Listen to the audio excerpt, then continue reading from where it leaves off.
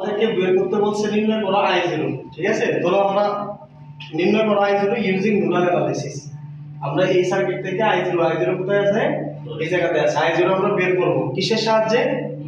নোডালের সাহায্যে। কিসের সাহায্যে? যেহেতু নোডালের সাহায্যে বের করতে বলছে তাহলে এটা একটা নোড, তাই না?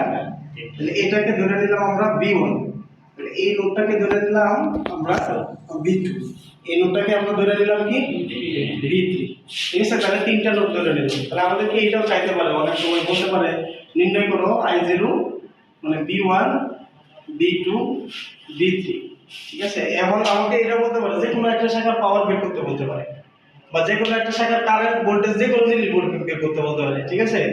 বলতে পারে কিন্তু, হ্যাঁ। তাহলে আরেকটা জিনিস দেখো, এখানে এস দেওয়া আছে। আমরা সচরাচর যে ম্যাথ গুলা করি সেই ম্যাথ গুলা কিন্তু এটা কিন্তু এস কন্ট্রোলই কোনা কিন্তু, হ্যাঁ, এস। আমরা সচরাচর যেগুলো করি সেগুলো রেজিস্ট্যান্স দেওয়া থাকে সরাসরি। কি দেওয়া থাকে? রেজিস্ট্যান্স। কিন্তু এটার মধ্যে কি দেওয়া আছে? সিমেন্স, মানে কন্ডাক্টেন্স। তাহলে রেজিস্ট্যান্স কন্ডাক্টেন্সের বিপরীত, তার মানে R ইকুয়াল টু আমরা কি লিখতে পারি? 1/S 1/G। তাহলে সুতরাং G ইকুয়াল টু কত লিখতে পারি? 1/R। তাহলে আমরা তো টেকনিক করছিলাম কি, যে লোডটা আমরা নিতাম এর সাথে যতগুলো রেজিস্ট্যান্স থাকে সরাসরি তার 1/R আকারে লিখতাম। কিন্তু এখন S দেওয়াতে 1/R আকারে দেওয়া আছে, তাহলে G ইকুয়াল টু 1/R। তাহলে S দেওয়া যেহেতু দেওয়া, মানে কন্ডাক্টেন্স দেওয়া যেহেতু 1/G সরাসরি দেওয়া আছে, ক্লিয়ার? তাহলে আর নেওয়া লাগবে না, তখন আমাদের অঙ্কটা কি হয়ে গেছে, আরো ইজি হয়ে গেছে, তাই না? তাহলে দেখো আমরা সলিউশন করতেছি। তাহলে এট নোট লিখবা না, আগে দেখো, হ্যাঁ, কেউ লিখবা না, একটা অক্ষর লেখা দরকার নেই। এট নোট 1 বা B1 যেটা লিখে আমরা, যেহেতু আমরা এইটা নিচ্ছি তাহলে এই ক্ষেত্রে আমরা B1 নিব। তাহলে এর সাথে যতগুলো রেজিস্ট্যান্স থাকবে প্রত্যেকটাই 1/R আকারে যোগ করব। প্রত্যেকটা কি আকারে যোগ করব? 1/R আকারে যোগ করব। তাই যেহেতু S দেওয়া সেটা 1/R আকারে দেওয়া আছে, ঠিক আছে? মানে যেহেতু 1 দেওয়া মানে S দেওয়া, তাহলে কি 1/R আকারে দেওয়া আছে। তাহলে আমরা এখন কি সরাসরি যোগ করলেই হবে। তাহলে আমরা এটা নিছি, তাহলে এটার সাথে কোন কোন রেজিস্ট্যান্সটা সরাসরি কানেক্টেড আছে? এটা আছে, দেখো এটা আছে, আবার এটাও কিন্তু আছে সরাসরি কানেক্টেড, ঠিক আছে? আমরা যদি চিন্তা করি এটা টিপতে যে একটা ধরে দিই তাহলে কি সরাসরি কানেক্টেড। তাহলে কত লিখতে পারি আমরা? 2 + 1 + 4, ঠিক আছে? এখন এই নোডটা আমি নিছি, এই নোডের সাথে অন্য কোনো নোড কি কানেকশন আছে কিনা রেজিস্ট্যান্স দ্বারা দেখতে হবে। আছে B2, ঠিক আছে? রেজিস্ট্যান্স দ্বারা দেখো এটা আছে, কত দ্বারা আছে? মানে 1s দ্বারা। তাহলে কি 1/R করে যোগ করতাম, কিন্তু এটা কি সব যেহেতু s দ্বারা আছে তাহলে গুণ করলেই হবে, সরাসরি গুণ, ঠিক আছে? তাহলে মাইনাস কত লেখা যাবে? B2 ইনটু কত? 1 আছে কিনা? আছে। কত দ্বারা সংযুক্ত আছে? ওই যে উপরে 4 দ্বারা। তাহলে মাইনাস কত লেখা যাবে? B3 ইনটু কত? 4। এখন কি আরো অন্য কোনো নোড আছে? আর অন্য কোনো নোড আছে কি? নাই। আর নোড আছে? নাই। যেহেতু অন্য কোনো নোড নাই সেই ক্ষেত্রে আর আসবে না। এখন একটা দেখতে হবে কারেন্ট আছে কিনা। তাই কারেন্ট আসলে মাইনাস, বের হয়ে গেলে প্লাস, আসলে মাইনাস, বের হয়ে গেলে প্লাস। এখন দেখি, তাহলে দেখো এই যে কারেন্টটা আসতেছে না? তাহলে -2 আসলে মাইনাস, বের হয়ে গেলে কি প্লাস। এখন দেখো এই কারেন্টটাও কি বের হয়ে যাচ্ছে, তাহলে বের হয়ে গেলে কি প্লাস। তাহলে প্লাস কত লেখা যাবে? প্লাস 3I0 ইকুয়াল টু কি আরো আছে? না, 0। ক্লিয়ার? এই লাইনটা ক্লিয়ার নাকি? ওকে। এখন দেখো আমার তো দরকার খালি ভোল্টেজ গুলো, যেহেতু একটা I0 আছে, তাহলে I0 সমান আমরা কি লিখতে পারি বলো তো? B2/4 এই যে দেখো I0 টা কোথায় আছে? এই জায়গাতে আছে। তাহলে I0 কত? I0 এটার ভোল্টেজ কত? B2, মানে এত 0। তাহলে I0 সমান আমরা লিখতে পারি B2 ইনটু কত? 4। তার মানে 4B2, কি বলো? কারণ এটা তো 1/R আকারে দেওয়া আছে, তাহলে কি গুণ হবে, তাই না? তাহলে আমরা এই যে এই রাশিটা বসাই দেব। তাহলে আমরা এটা কত লিখতে পারি? 3 7, তাই না? 7B1 minus B2 minus 4B3, তাহলে প্লাস এটাকে ওই দিকে পাঠিয়ে দিই, ঠিক আছে না? তাহলে মানে প্লাস কত লেখা যাবে? 3 ইনটু কত? 4B2। I0 এর মান কত? 4B2 না? তাহলে 3 ইনটু 4B2 ইকুয়াল টু কত?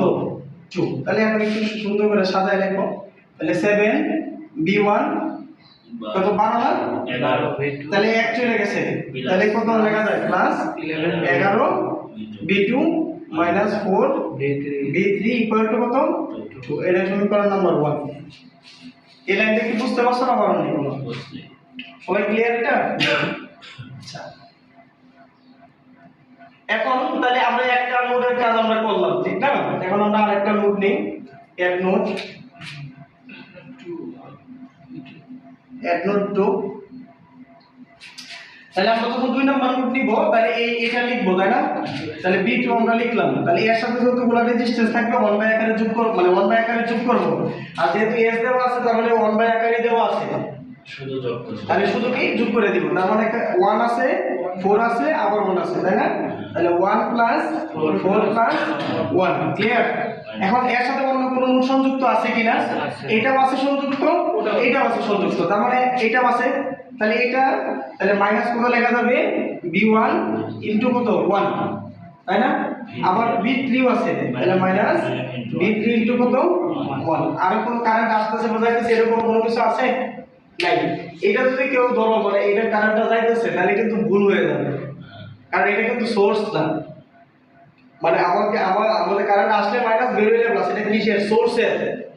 মানে কোনো সোর্সের কারেন্ট যদি আসে মাইনাস আর বের হয়ে গেলে প্লাস, নট এই সব কারেন্ট। এটা তো আলাদাভাবে বের করতে একটা ডিরেকশন দিয়ে দিয়েছে, কথা কি ক্লিয়ার? তাহলে ইকুয়াল টু কত?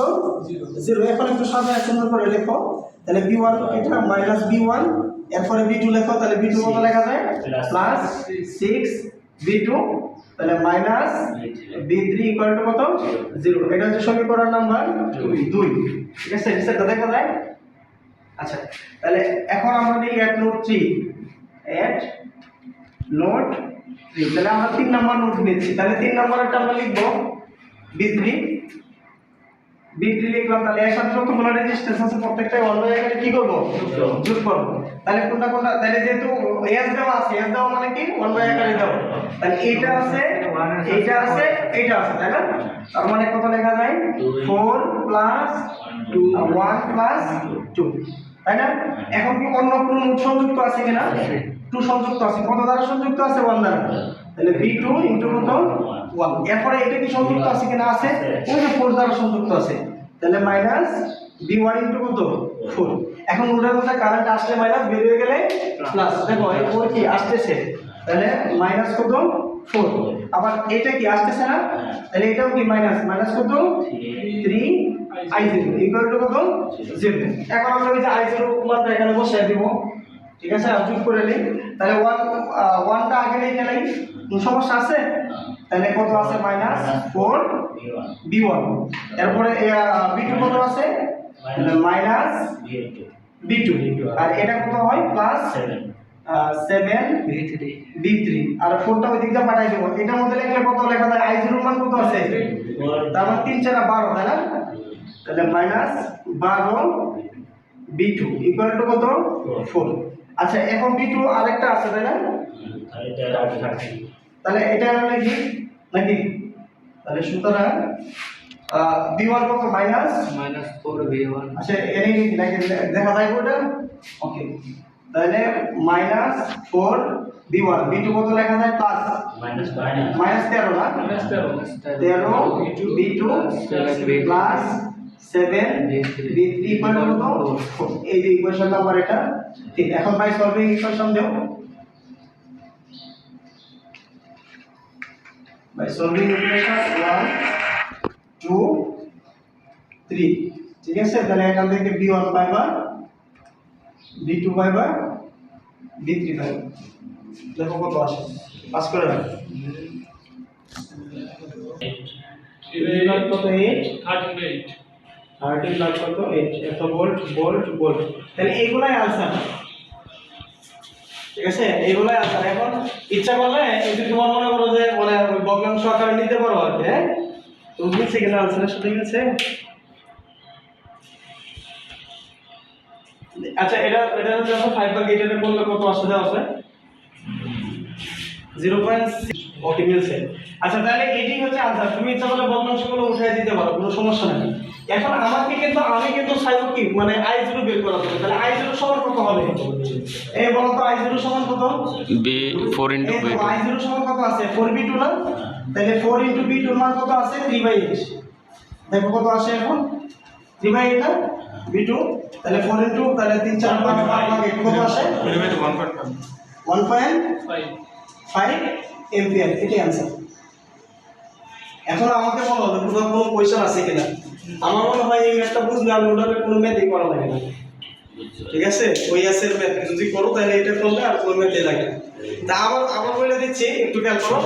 এই ফাইনাল দেখো, যখন আমরা এটা করবো নোডাল যখন করবো ইউজিং নোডাল, তাহলে আমরা নোটগুলো আগে চিহ্নিত করে নিলাম।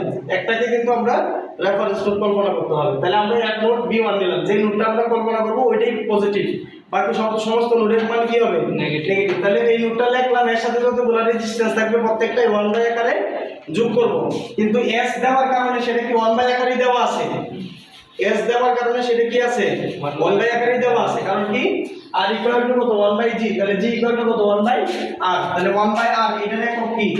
s, মানে সিমেন্স, ঠিক আছে? এজন্য 1 বাই আকারে আর লিখতে হয় না, s এর সাথে সরাসরি যোগ করে দিলাম। এর সাথে এটা সংযুক্ত আছে কত রেজিস্ট্যান্স দ্বারা? মানে 1 সিমেন্স দ্বারা সংযুক্ত আছে। তাহলে B2 ইনটু কত? 1। আবার এটা কি সংযুক্ত আছে কিনা? সরাসরি কোন রেজিস্ট্যান্স দ্বারা সংযুক্ত আছে? এই যে উপর দিয়ে আসছে, 4 রেজিস্ট্যান্স দ্বারা সংযুক্ত আছে। এজন্য -B3 ইনটু কত? 4। যদি রেজিস্ট্যান্স থাকতো তাহলে সেটা কি হতো? ভাগ হয়ে যেত। যেহেতু সিমেন্স আছে সরাসরি কি হয়ে যাবে? গুণ হয়ে যাবে। এটাই হচ্ছে আনসার সিস্টেম। এইভাবে বাকিগুলো এইভাবে মানে করা হয়েছে, ঠিক আছে? শুরু থেকে শেষ পর্যন্ত দেখবা, আশা করি ভালো করা যাবে আজকে।